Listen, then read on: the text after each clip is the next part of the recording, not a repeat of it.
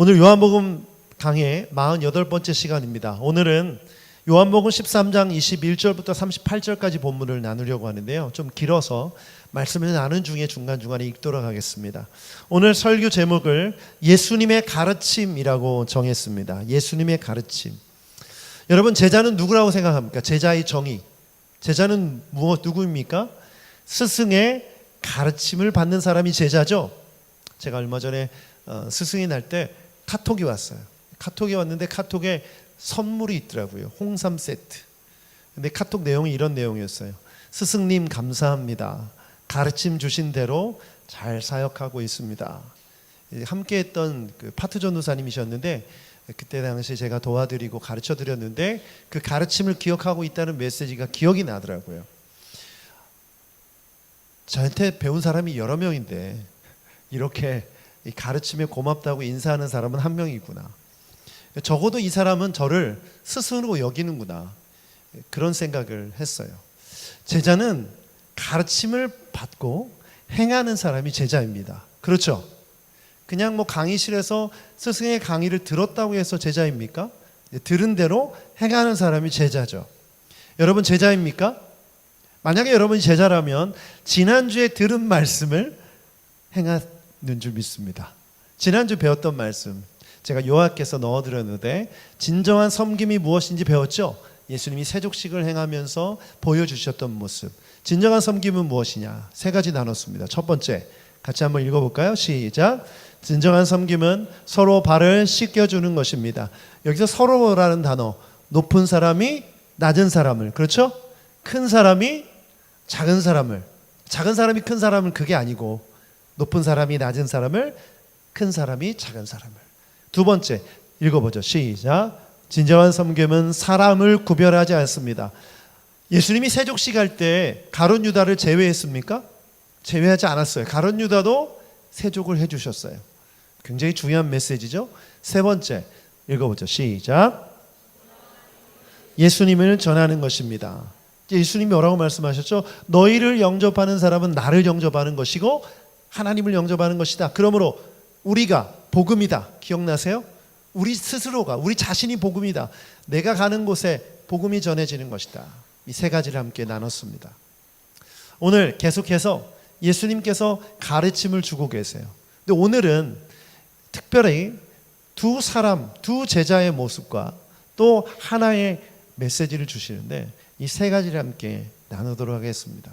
제가 그동안 설교하는 방식을 좀 바꾸어서 제가 설교를 시작할 때 먼저 한 문장을 얘기하고 성경을 읽었는데 그렇게 하지 않고 중간에 제가 말씀을 나눌 거예요.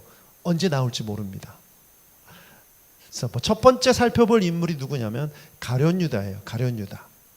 가룟 유다를 살펴볼 텐데 가룟 유다에 대한 말씀이 쭉 나오는데 21절부터 30절까지입니다. 자막을 보면서 천천히 또박또박 같이 읽도록 하겠습니다. 시작. 예수께서 이 말씀을 하시고 나서 마음이 괴로우셔서 환히 드러내어 말씀하셨습니다. 내가 진정으로 진정으로 너희에게 말한다. 너희 가운데 한 사람이 나를 팔아 넘길 것이다. 제자들은 예수께서 누구를 두고 하시는 말씀인지 몰라서 서로 바라다 보았다. 제자들 가운데 한 사람, 곧 예수께서 사랑하시는 제자가 바로 예수의 품에 기대어 앉아 있었다.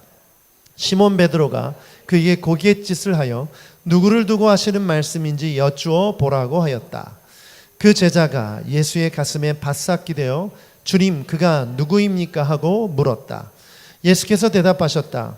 내가 이 빵 조각을 적셔서 주는 사람이 바로 그 사람이다. 그리고 그 빵 조각을 적셔서 시몬 가롯의 아들 유다에게 주셨다. 그가 빵 조각을 받자 사탄이 그에게 들어갔다. 그때에 예수께서 유다에게 말씀하셨다. 내가 할 일을 어서 하여라.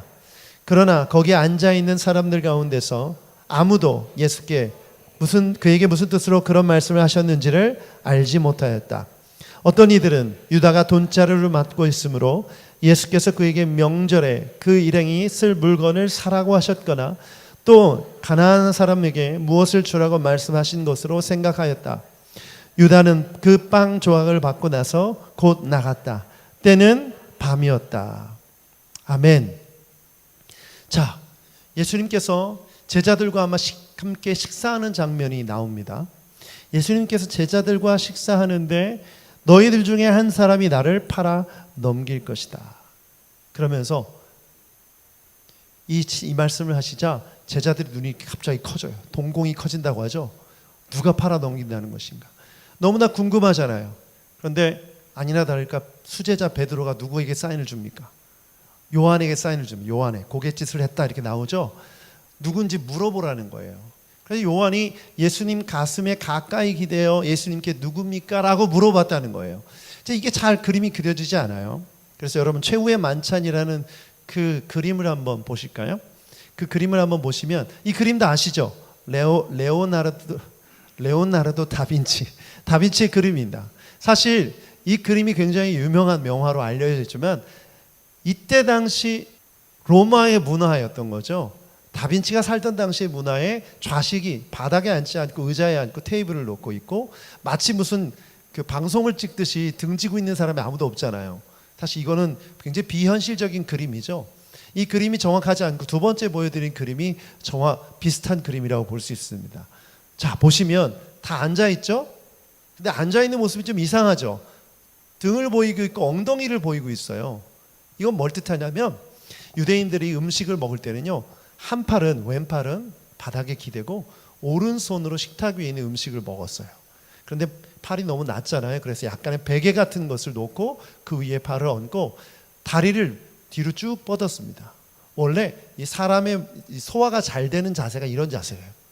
그러니까 예수님과 함께 이렇게 12제자가 이렇게 삥 둘러서 있으면 다 같은 방향으로 팔을 받치고 있었겠죠. 그렇죠? 그러면 가슴에 가까이 기대어 물어볼 수 있다면 어느 쪽에 있어야 됩니까? 요한은 오른쪽에 있어야겠죠. 그리고 오른쪽에 가까이 있다 보니까 예수님께 은밀히 물어본 거예요. 그랬더니 예수님이 내가 떡을 주는 자, 내가 빵을 주는 자가 바로 그 자다라고 얘기했죠. 그런데 예수님이 손을 뻗어서 빵을 줄 정도면 가까운 곳에 있습니까? 먼 곳에 있습니까? 가까운 곳에. 그래서 많은 학자들이 가룟 유다는 왼쪽에 있었을 거다 라고 얘기를 해요. 틀린 말이야. 일리가 있는 말이라고 생각해요. 어찌됐건 이 지금 식사하는 과정 중에 이 본문을 이해하기 위해서 그림을 보여드렸는데, 자, 이런 상황 속에서 예수님이 빵을 주는데 빵을 받아 먹는 순간 사단이 가룟 유다 속에 들어갔다 이렇게 표현해요.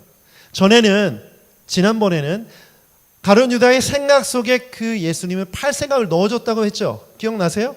근데 이제는 아예 들어갔대요. 가룟 유다 속에 사탄이 들어갔다라고 말합니다. 사탄이 그 가룟 유다의 생각과 마음을 완전히 사로잡았다는 것을 의미해요. 그런데 질문이 생겨요. 이 지경이 될 때까지 예수님은 뭐 하셨는가? 아니 왜 12제자를 택하실 때 가룟 유다 예수님이 택하셨으면서 유다가 예수님을 팔 생각을 갖기까지, 사탄이 들어가기까지 예수님은 도대체 뭘 하셨는가? 그런 질문이 생기더라고요. 여러분, 그런데 한번 생각해 보세요. 가룟 유다가 예수님이랑 지낸 시간이 며칠입니까? 약 3년이죠. 3년 동안 가룟 유다가 예수님을 봤습니까? 못 봤습니까? 봤죠. 예수님이 사는 삶을 봤고 그분이 행하신 기적을 봤고 그분이 말씀하신 말씀을 다 들었어요. 그렇죠? 3년. 굉장히 긴 시간 아니에요? 그리고 지금 세족을 하기 전, 또 세족을 하는 과정, 또 빵을 먹는 과정 가운데 계속해서 누구에게 지금 힌트를 주고 있는 겁니까? 누구에게? 가룟 유다에게 힌트를 주고 있는 거예요. 가룟 유다에게. 어떤 힌트? 회개할 기회. 너가 회개해야 된다라는 메시지를 계속 주고 계시는 거예요. 여러분, 하나님은 어떤 분이시냐? 예수님은 어떤 분이시냐? 우리에게 회개할 기회를 주시는 분이신 줄 믿습니다. 그런데 왜 가룟 유다가 회개를 하지 못했을까요? 가룟 유다는요, 열심당원이었어요. 우리 지금 살고 있는 세상에서 당 이름이 있죠. 민주당도 있고 자유한국당도 있고 당이 있잖아요. 그런 것처럼 당이 있었는데 열심당은 어떤 당이었냐면 정치적인 이스라엘 회복하고자 하는 당이었어요. 그래서 메시아를 누구로 여겼냐면 왕이 될 사람으로 여겼어요. 이스라엘의 왕이 될 사람, 그 사람을 세우는 게 열심당원의 목표였어요. 그러니까 예수님은 가룟 유다가 볼 때 무슨 감인 거예요? 소위 말하면 대통령감인 거예요. 소위 말하면 왕감인 거예요. 왕이 되어져서 우리나라를 다시 재건해 줄 수 있는 사람이 되길 바랬던 거예요. 3년 동안 예수님을 따라다니는 이유가 뭡니까? 그 목적이었어요. 그런데 예수님이 왕이 되고 싶으셨어요? 요즘 이제 선거철이죠. 지금 시장, 구청장, 또 시의원, 여러분들이 막 출마하셨는데, 여러분 이 출마하신 분들의 마음속에 뭐가 있어요? 권력 의지, 권력욕이 있어요. 높은 자리에 앉고 싶고 그 직위를 갖고 싶은 욕망이 있어요.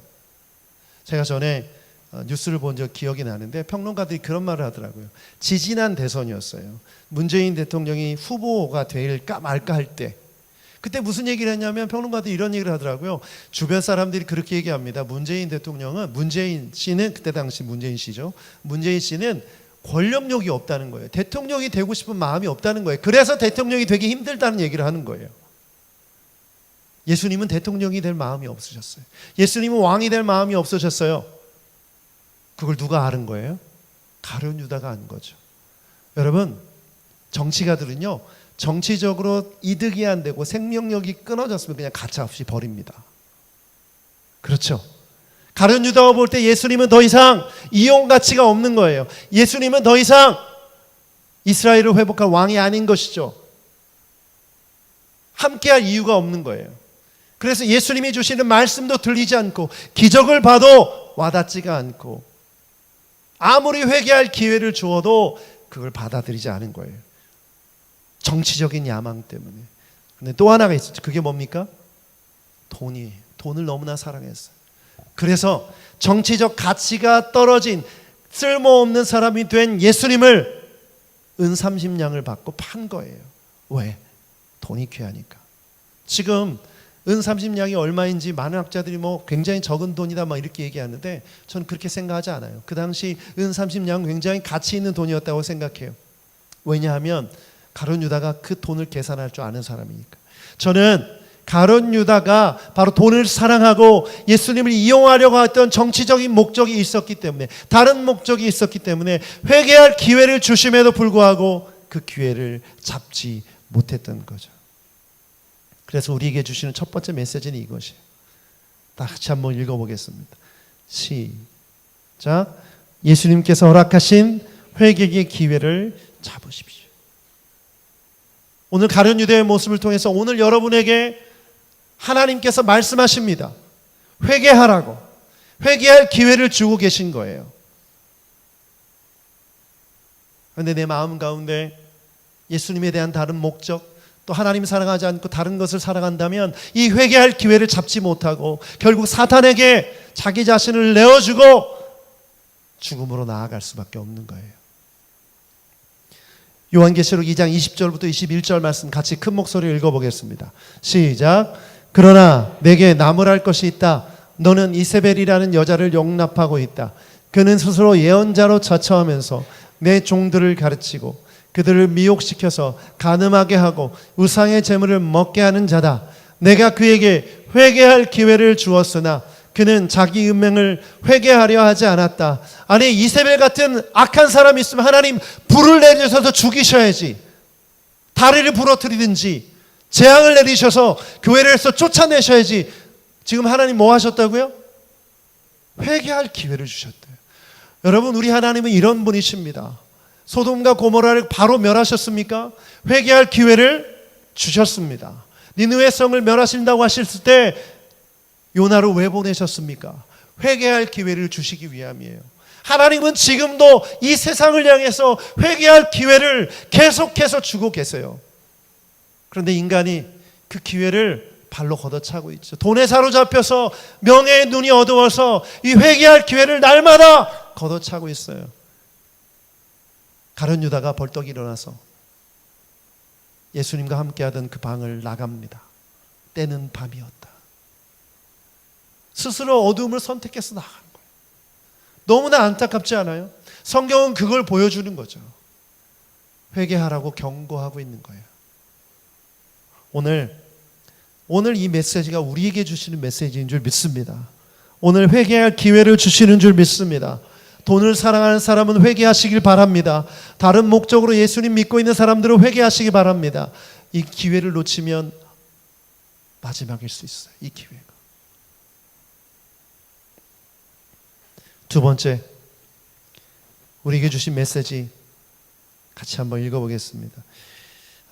34절부터 35절입니다. 34절부터 35절 같이 읽어보도록 하겠습니다.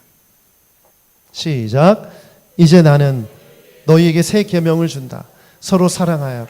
내가 너희를 사랑한 것 같이 너도 서로 사랑하여라. 너희가 서로 사랑하면 모든 사람이 그것으로서 너희가 내 제자인 줄 알리라. 아멘. 아멘. 우리가 정말 잘 아는 말씀이죠. 그런데 예수님이 왜 이 시점에서 이 말씀을 주셨을까요? 이 질문이 생기더라고요. 지금 세족식을 하시다가 가룟 유다가 나를 배반할 것이라고 얘기하다가 왜 이 말씀을 주셨을까요? 너무나 쉽지 않아요, 여러분? 누구를 사랑하라는 겁니까? 가룟 유다 같은 사람도 사랑하라는 얘기예요. 내가 너희를 사랑한 것처럼, 내가 가룟 유다를 사랑한 것처럼 너희도 서로 사랑하라. 이것이 제자들에게 주시는 가르침인 줄 믿습니다. 그래서 여러분, 이 메시지는요, 사랑이란 주제로 읽으면 안 돼요. 이 메시지는 제자라는 주제로 읽어야 돼요. 제자라면 어떤 사람이다? 사랑하는 사람이다. 여러분, 계명에 옵션이 있습니까? 없습니까? 계명에 옵션이 있습니까? 없습니까? 지켜도 되고 안 지키면 괜찮습니까? 반드시 지켜야 되는 게 계명이에요. 예수님이 말씀하신 이 계명보다 더 중요한 것이었습니다. 내가 새 계명을 준다. 서로 사랑해라. 여러분, 이 명령에 순종하시길 축복합니다. 우리가 할 수 있는 옵션은 순종밖에 없어요. 서로 사랑하는 것. 그래서 두 번째 메시지는 이것이에요. 다 함께 우리 자막을 보면서 큰 목소리로 읽어보죠. 시작. 제자는 사랑하는 사람입니다. 이 말은 뒤집으면 사랑하는 사람이 제자입니다. 나는 신앙생활을 몇 년 했고, 내가 어떤 직분을 갖고 있고, 나는 뭘 하고 있고, 나는 누구고, 이게 중요하지 않아요. 지금 나는 사랑하고 있는가? 이 질문이 더 중요한 것입니다. 사랑하고 있는 사람이 제자인 줄 믿습니다. 그런데 자꾸 교회인들은 자꾸 사랑하기를 거부해요. 사랑하기를 싫어해요. 사랑하기를 기피해요.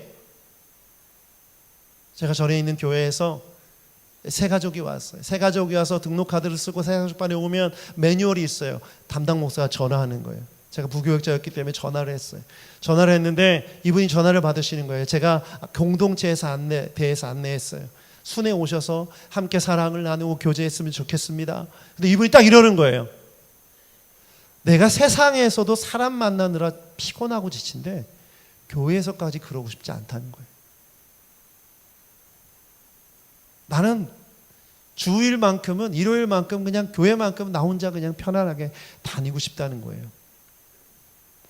제가 할 말이 없더라고요. 너무 충격을 받았어요.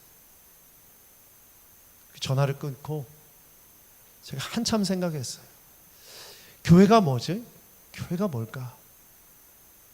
여러분, 교회가 뭡니까? 공동체죠. 예수 그리스도가 머리가 되시고 모두가 연결된 그리스도의 몸입니다. 공동체예요. 근데 공동체가 서로 연결되기를 거부하고, 사랑하기를 거부하고, 아예 기피하고, 만나지를 않고, 이 사람이 그러면 제자인가? 여러분, 제자는 사랑하는 사람입니다. 서로를 사랑하지 않으면 그 사람은 제자가 아니에요.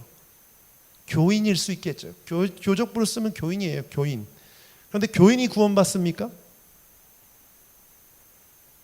교인이 제자입니까? 교인이 예배자입니까? 아니죠. 하나님의 말씀대로, 예수님의 말씀대로 계명을 지키는 자가, 사랑하는 자가 제자인 줄 믿습니다. 아멘. 아멘. 저는 여러분에게 이런 말씀 드리고 싶어요. 지금 우리 예배당에 계신 여러분 얼굴이 다 다르듯이 여러분 성격 다 다르고 다 특이해요. 저를 포함해서. 어쩜 그렇게 독특하고 특이한지 모르겠어요. 어떻게 근데 하나님 우리 이렇게 지으신 거 그렇죠? 그런데 많은 성도들이 이렇게 생각해요. 나와 다른 저 사람, 내와 생각이 다르고 기질이 다르고 마음이 안 맞는 저 사람, 나는 그냥 있는 거 괜찮아. 그러나 사랑하지 않아. 이런 생각을 너무 쉽게 하는 거예요. 여러분, 우리는 동호회가 아닙니다. 우리 사교 클럽 아니에요. 우리 제자 되기 위해 모인 공동체예요. 서로 사랑하기를 거부한다면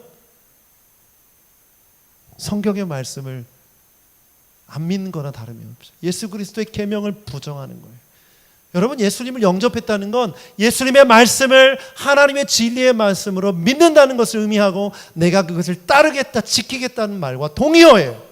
그런데 나는 교회 다니고 구원받고 싶지만 주님 뜻대로 살기는 원치 않는다. 이것은 거짓말이에요. 거짓말.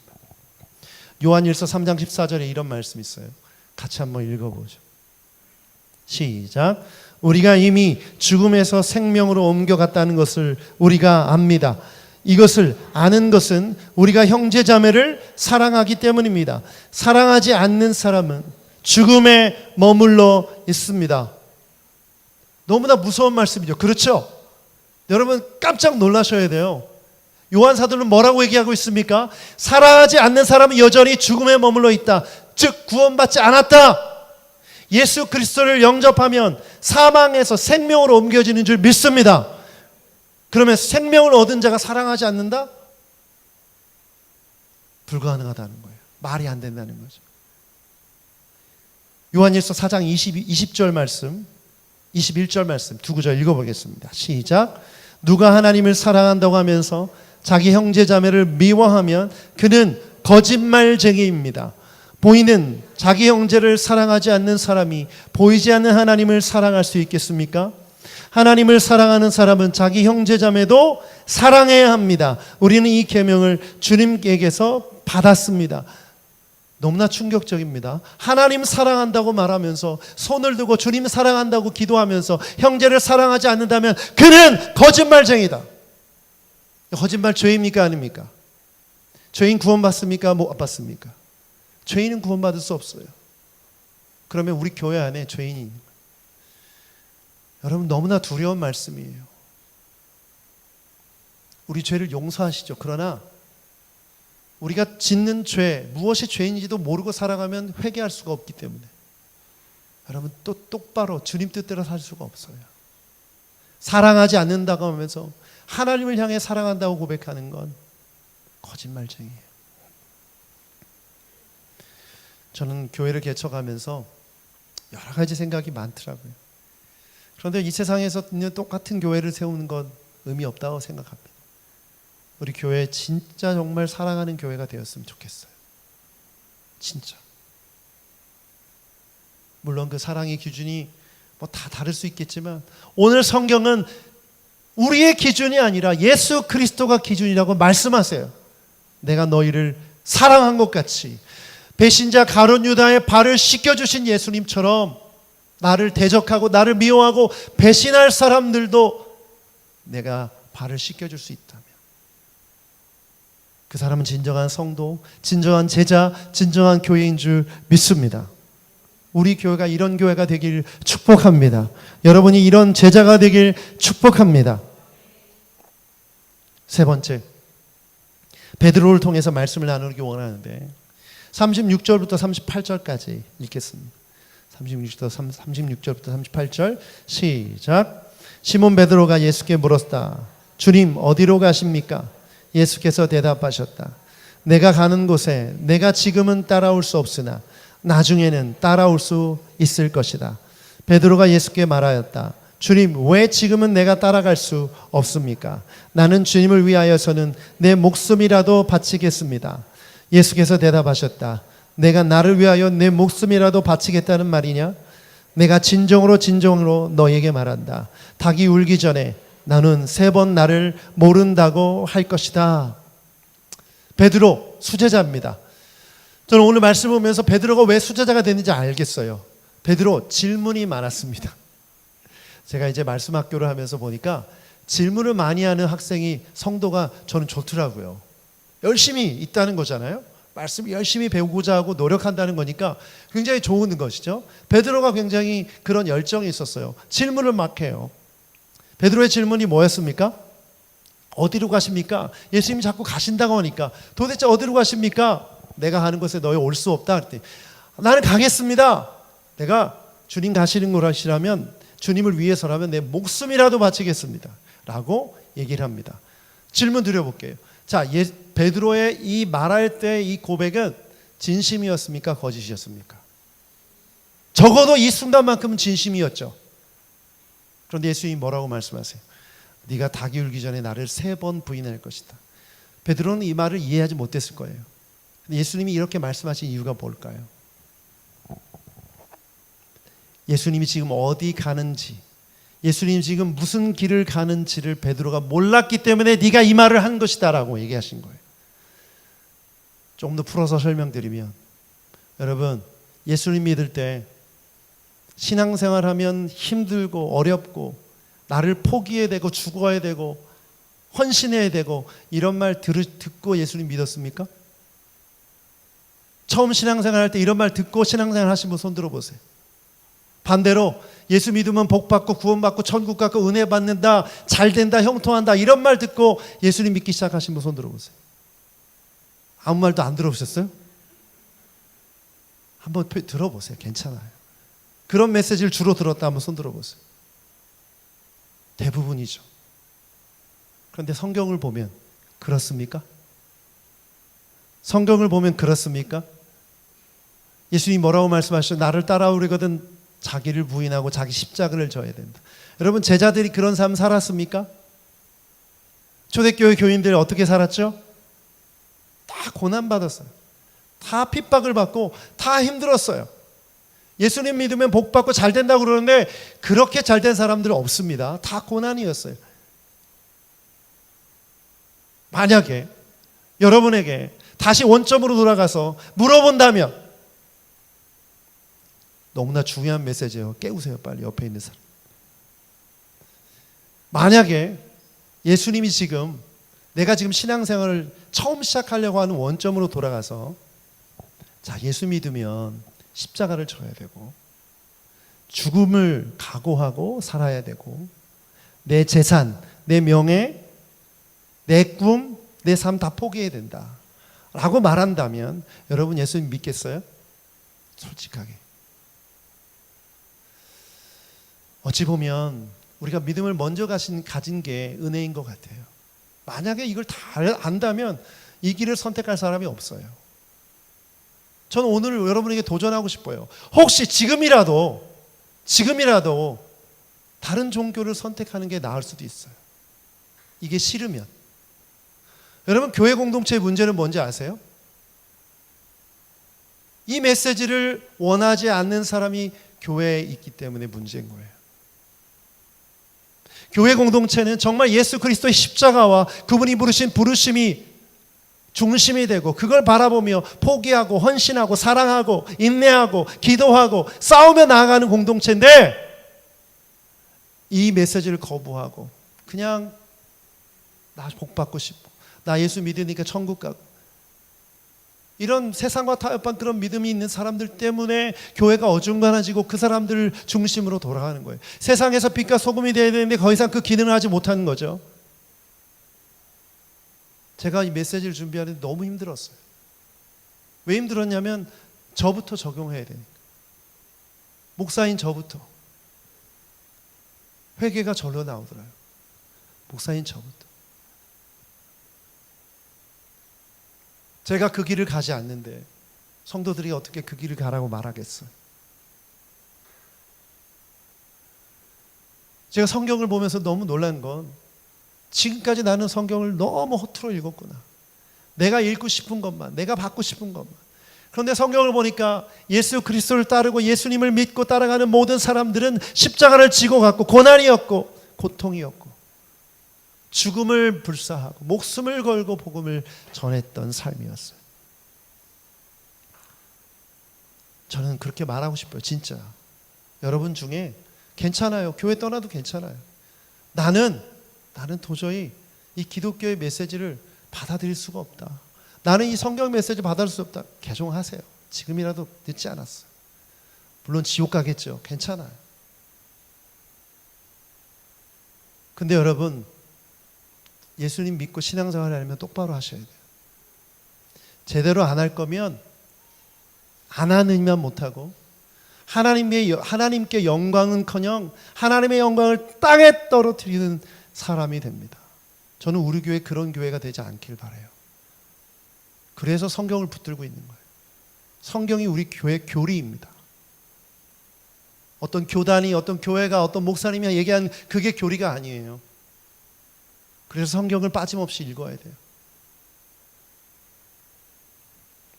오늘 베드로가 말했던 그 시점은 진심이었지만 예수님이 가신 길을 직접 눈으로 보면 도저히 내가 그 예수님을 안다고 말할 수가 없었던 거예요. 도저히 내가 예수님의 제자라고 말할 수가 없었어요. 여러분, 마지막 날에 이런 사람들이 많이 나올 겁니다. 예수님이 재림하실 때 악한 사람들이 핍박을 하고 그리스도인들을 핍박할 때 나 예수님 모른다 떠날 사람 많습니다. 가라지죠, 가라지. 오늘 우리 교회가 오늘 이 설교를 듣는 이 메시지를 여러분이 모두가 알곡이 되길 축복합니다. 회개의 기회를 잡으시길 바랍니다. 사랑하시길 바랍니다. 베드로처럼 나아가시길 바랍니다. 베드로가 어떻게 했는지 아시죠? 베드로가 십자가에 달려 죽었어요. 베드로도 자기가 말한 대로 됐어요. 그런데 내가 어떻게 예수님처럼 똑바로 십자가에 못 박혀 죽겠냐?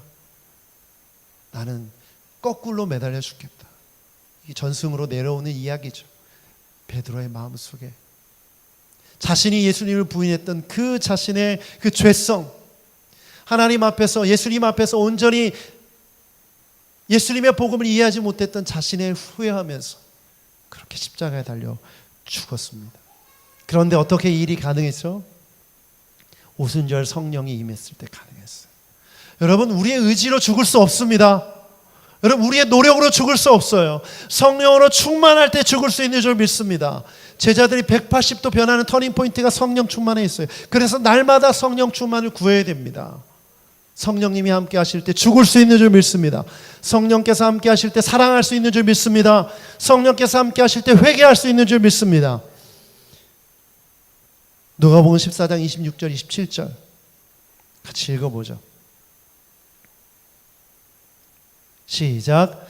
누구든지 내게로 오는 사람은 자기 어머니나 아버지나 어머니나 아내나 자식이나 형제나 자매뿐만 아니라 심지어 자기 목숨까지도 미워하지 않으면 내 제자가 될 수 없다.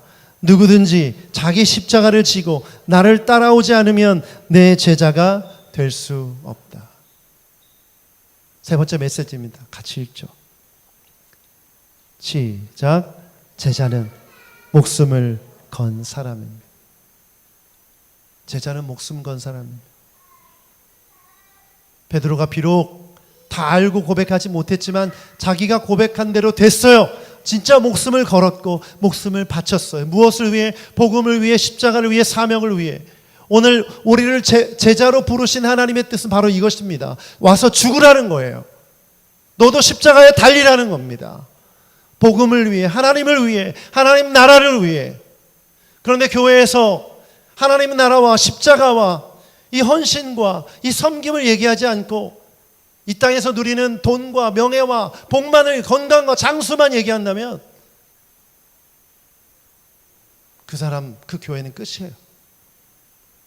제가 어떤 분의 생일잔치에 갔어요. 팔순잔치에 갔는데 그 가족 중에 한 분이 기도하는데 이렇게 기도하시더라고요. 예수님, 우리 죄를 용서해 주심을 감사합니다. 제가 충격을 받았어요. 팔순잔치에서 어머니를 위한 축복 기도를 하는데 큰아들이 하는 기도를 듣고 깜짝 놀랐어요. 와, 진짜 기도구나, 이런 기도가. 그리스도 복음, 예수님의 십자가, 하나님의 뜻, 하나님의 나라를 위해서 기도하는, 어머니 위해서 기도하는 그 기도의 고백이 막 감동이 되더라고요. 여러분, 이렇게 기도할 수 있게 되기를 축복합니다. 사람은요, 생각, 마음속에 있는 걸 말하게 돼 있어요. 여러분이 기도하는 내용을 녹음해서 한번 들어보세요. 여러분 마음속에 뭐가 있는지. 가장 먼저 구하는 그것이 여러분의 많은 생각을 지배하는 것이에요. 오늘 우리에게 예수님은 강력하게 선포하십니다. 가룟 유다와 같은 우리를 향해 제발 회개하라고 말씀하세요. 제발. 그리고 제발 서로 미워하고 서로 왕따시키고 서로 정죄하지 말고 사랑하라고 말씀하세요. 그리고 마지막, 나를 위해서, 복음을 위해서 목숨을 걸라고 말씀하세요. 제 아들이 갑자기 소파에 앉았는데 저한테 그러는 거예요. 아빠, 목회 똑바로 잘하고 있는지 하나님 앞에 물어봐. 중학교 3학년인데 그 얘기를 갑자기 하길래 얘가 또 왜 이러지? 이유가 궁금해서 물어봤어요. 너 왜 갑자기 그걸 물어봐? 그랬더니 자기가 꿈을 꿨는데, 얘가 평소에 꿈을 안 꾸는 애예요. 한번 자면 딥슬립, 그냥 뭐 모든 게 다 정지 상태가 되는 애인데, 꿈에 자기가 단칸방에 가서 엄마랑 손 붙잡고 엉엉 울고 있더래요. 우리 집이 망해서 울고 있더래요. 근데 그 꿈이 너무나 선명했는지 저한테 그러는 거예요. 아빠, 똑바로 하고 있는지 하나님한테 물어봐. 제가 그 얘기를 때 기분이 좀 안 좋았어요. 왜냐하면 두 가지 이유 때문에. 첫 번째는 아들이 지금 굉장히 염려하고 있다는 것 때문에 마음이 안 좋았고, 또 하나는 아들한테까지 내가 이런 얘기를 들어야 되나. 제 아들이 볼 때도 약간 좀 이게 똑바로 하고 있나 이게 의심이 들 정도로 제가 목회를 했나 기분이 안 좋더라고요. 근데 제가 말씀을 준비하는데, 와, 하나님이 나한테 경고하시는구나. 회개하라고 기회를 주시는구나. 걱정하고 염려하고 우리 교회가 어떻게 될까 이런 거 걱정하고 있을 때가 아니라, 지금 내가 하나님의 제자인지, 내가 지금 예수님의 제자인지, 똑바로 하고 있는지, 죄를 회개하고 있고 사랑하고 있고 정말 목숨을 걸고 목회하고 있는지, 똑바로 하고 있는지 주님이 말씀하시는 음성으로 들리더라고요. 여러분, 하나님의 음성은 여러 경로로 들리고 있어요. 여러분 자녀를 통해서도 들리고요, 여러분이 사는 세상 속에서 들려요. 라디오를 틀었는데 그 라디오에서 나온 메시지가, 극동방송의 메시지가, TV를 틀었는데 TV의 메시지가, 하나님은 우리를 향해 계속해서 말씀하고 계세요. 그런데 눈을 닫고 귀를 닫으면 들립니까? 안 들립니까? 안 들려요. 돈을 사랑하고 다른 목적이 있으면 하나님의 음성이 안 들립니다. 제자가 될 수 없어요. 그건 그냥 교인이지, 팬이지 제자가 아니에요. 우리 교회는 제자 공동체가 되길 축복합니다. 그래서 오늘 봉헌 찬양을 좀 미리 하고 기도했으면 좋겠어요. 나의 모습 나의 소유 주님 앞에 드립니다. 나의 생명을 주님께 드려오니 주 영광 위에 사용하옵소서. 여러분, 이 고백이 제자의 고백인 줄 믿습니다. 어제 일과 내일 일도 꿈과 희망 모두 드립니다. 가룟 유다는 자신의 꿈과 희망을 내려놓지 못해서 예수님을 팔았어요. 모든 소망, 모든 계획, 내 모든 생각들 주님 받아주시옵소서. 여러분, 이 고백이 여러분의 고백이 되길 축복합니다.